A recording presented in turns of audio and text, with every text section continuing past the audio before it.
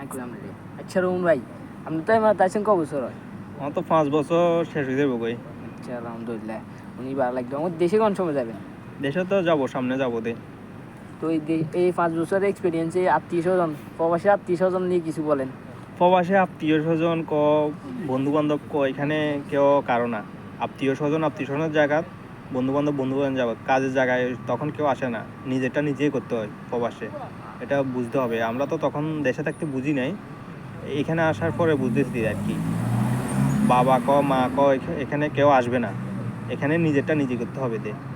কাজের বেলাও এখানে কেউ আসবে না, নিজের কাজ নিজে করতে হবে। আসলে আমরা আসার আগে এটা বুঝি নাই, আসার পরে বুঝতেছি। আর আমরা তো মোটামুটি আছি, মোটামুটি ভালো।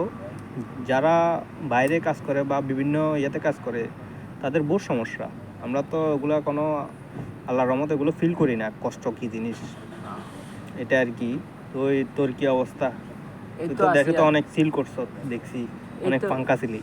এই তো আছি আলহামদুলিল্লাহ। ফুলাইন লই দেশে বুঝছ থাকতে বা বিভিন্ন ইয়া লই, তুই কিরকম কাটতেছে দিনকাল এমারতে?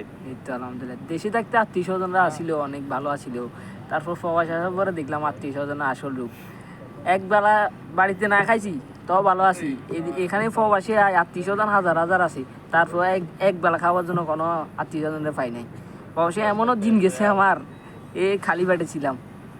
কি করার, প্রবাস আসলে এই জিনিসটা অনেক দুঃখের, আর কারোর জন্য অনেকটা সুখের।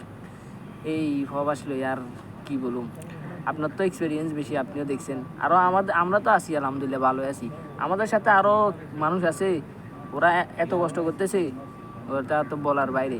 প্রবাস আছে কারোর জন্য সুখের, কারোর জন্য বেদনা। এটা আর কি, সবগুলা মিলেমিশে একটা জীবন, সব কিছু মিলিয়ে। তো কাটিস না, গৌরব করিতাম।